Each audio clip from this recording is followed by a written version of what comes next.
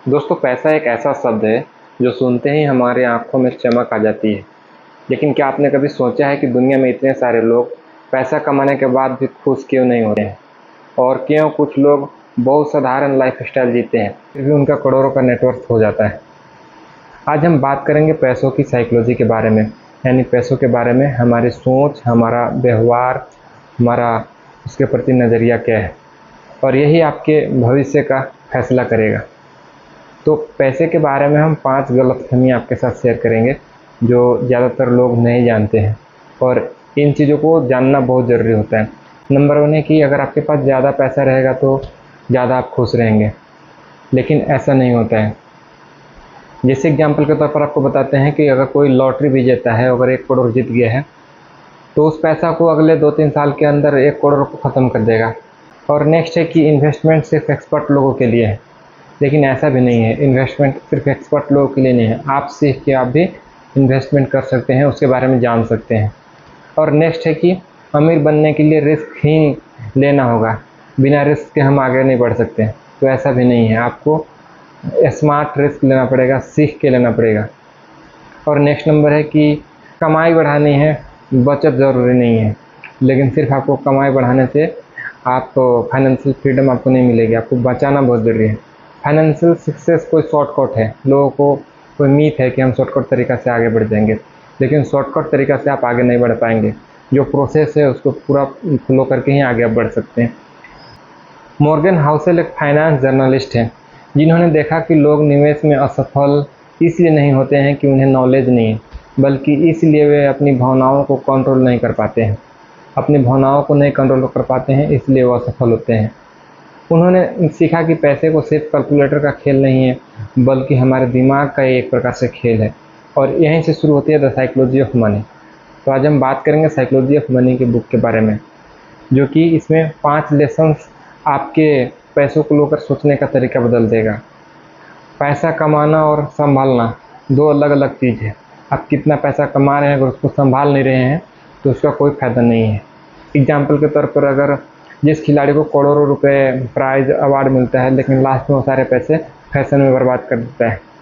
तो पैसे को सुरक्षित रखना और सही जगह में इन्वेस्ट करना सबसे ज़्यादा ज़रूरी होता है।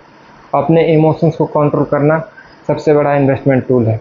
आप अपने इमोशंस को कंट्रोल कर लिए, नहीं तो हर बार आपको नया चीज़ खरीदने का मन करेगा। नेक्स्ट नंबर है समय का जादू। कंपाउंडिंग एक ऐसा मैजिक है, सिर्फ 1 रुपये के आप अगर रोज़ डबल करते जाते हैं तो 30 दिनों में ही ये 53 करोड़ से भी ज़्यादा बन जाता है। इसलिए कंपाउंडिंग को समझना बहुत ज़रूरी है। हर इंसान पैसों के बारे में अपने लाइफ को अपने अनुसार से अनुभव करता है। जिसने कभी गरीबी देखा है वो हमेशा पैसों को बचाने के बारे में प्राथमिकता देगा, और जिसने गरीबी नहीं देखा है हमेशा वो वेल्थ उसको मिला है बने बनाया, तो हमेशा रिस्क लेने से कभी नहीं डरेगा वो। तो मतलब पैसा को लेकर के कोई सही या गलत नहीं होता है, जिसका जैसा अनुभव रहता है, जिसको जैसा माहौल मिलता है उसके अनुसार से वो पैसा के बारे में सोचता है। हमें विनम्र रहें और दूसरों की नाकामियों में संवेदनशील रहें, उनसे कुछ सीखें। इंसान का लालच कभी नहीं ख़त्म होता है, इसीलिए आपके पास जितना है उसमें खुश रहना चाहिए और सही रास्ते से पैसा कमाना चाहिए। ज़्यादा के चक्कर में लोग अपने आप को बर्बाद कर देते हैं। नेक्स्ट नंबर है कंपाउंडिंग। कंपाउंडिंग यानी पैसों से पैसा कमाना। वॉरेन बफेट का नेटवर्थ 99% उनके 50 साल की उम्र के बाद बना, सिर्फ कंपाउंडिंग के कारण में। यही कारण है कि मतलब कंपाउंडिंग सबसे ज़्यादा ज़रूरी है। और एक बात और है कि वेल्दी बनना और वेल्दी बने रहना, मतलब अमीर बनना और अमीर हमेशा बने रहना, दोनों अलग अलग चीज़ है। पैसा कमाना और पैसा बचा कर रखना दोनों अलग अलग खेल है। बचाना है तो 3 चीज़ हमेशा सीखना पड़ेगा आपको। बचाना है तो 3 चीज़ें सीखे। एक विनम्रता, डर, और बस इतना काफ़ी है। ये वाली सोच आपको होना चाहिए। कई बार आपको 10 में से सिर्फ 1 बार सफलता मिलती है, लेकिन वही आपकी ज़िंदगी बदल देती है। जैसे अमेज़न के जो ज़्यादातर कमाई होती थी वो एक प्रोडक्ट से आती थी। तो पैसे सबसे बड़ा फ्रीडम है। जिनके पास पैसा है उनके पास अपना खुद का समय है, खुद का दिन है, वो अपने हिसाब से ज़िंदगी जीते हैं, अपने अनुसार से डिसीजन लेते हैं। आपको करोड़पति बनने के लिए करोड़ों कमाने की ज़रूरत नहीं है, बस जो है उसे बचाना सीखें। इन्वेस्टमेंट में परफेक्ट बनने की कोशिश मत करो। ऐसा प्लान बनाओ जो आपके लिए प्रैक्टिकल हो और जिससे आप फॉलो कर सकें।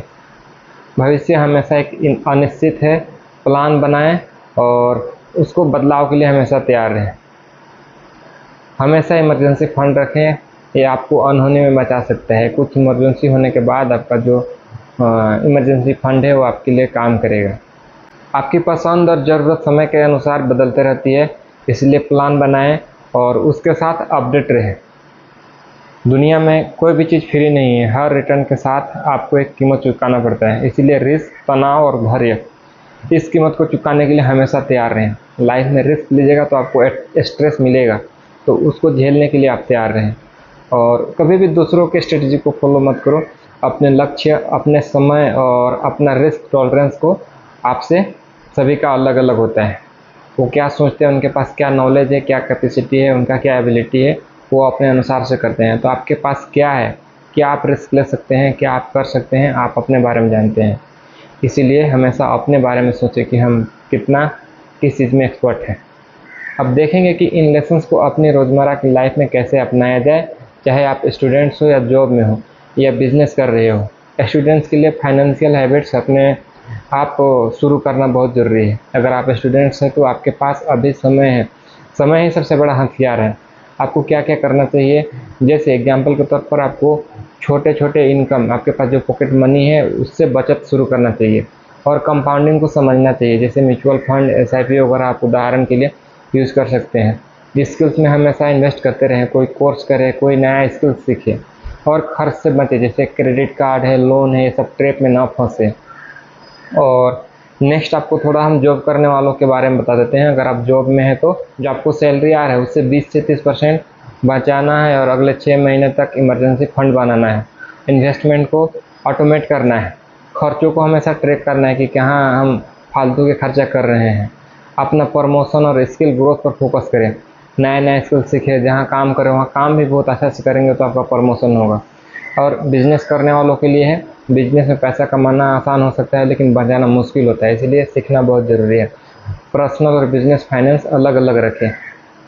टैक्स प्लानिंग करें, कैसे टैक्स बचाना है उसके बारे में सीखें और जानें। और हाई रिस्क प्रोजेक्ट में लिमिटेड एक्सपोजर करें। आगे आपको हम और कुछ बताते हैं जो आप इस चीज़ को अपने लाइफ में इम्प्लीमेंट करेंगे तो नेक्स्ट 10 साल में आप फाइनेंशियली फ्रीडम बन सकते हैं। तो इसलिए आगे आपको क्या करना है, जो अगले नेक्स्ट 1 से 2 ईयर है उसमें आपको बजट बनाना है, जो बचत है उसको शुरू करना है, कर्ज ख़त्म करना है और नेक्स्ट फिर 3 से 5 साल में SIP इंडेक्स फंड में नियमित निवेश करना है, इमरजेंसी फंड को पूरी तरह से तैयार करना है और अगला 6 से 8 साल में इनकम बढ़ाना है, स्किल, साइड हसल, बगल में कुछ करना है आपको। और फिर नेक्स्ट है रियल एस्टेट और बड़े इन्वेस्टमेंट। और 9 से 10 में आपको पैसिव इनकम सोर्सेस के बारे में सोचना है, जिसमें आपको काम नहीं भी करना पड़े तब भी आपको इनकम उधर से जनरेट होते रहे। और नेक्स्ट नंबर है समय की आज़ादी। ऐसा काम करो जिसमें आपका समय का कोई पाबंदी ना रहे कि 9 से 5 करें, 24/7 आपका जब मर्जी करे सब कर सकते हैं आप। दोस्तों मेरी लाइफ स्टाइल से नहीं आदत से आती है, इसीलिए सही आदत सीखें और अपने लाइफ में इम्प्लीमेंट करें। और इस वीडियो में बस इतना ही, फिर मिलते हैं किसी अगले वीडियो में। अगर ये वीडियो पसंद आया होगा तो कमेंट कीजिएगा और सब्सक्राइब करना ना भूलिएगा। फिर मिलते हैं किसी अगले वीडियो में, तब तक के लिए थैंक यू, जय हिंद।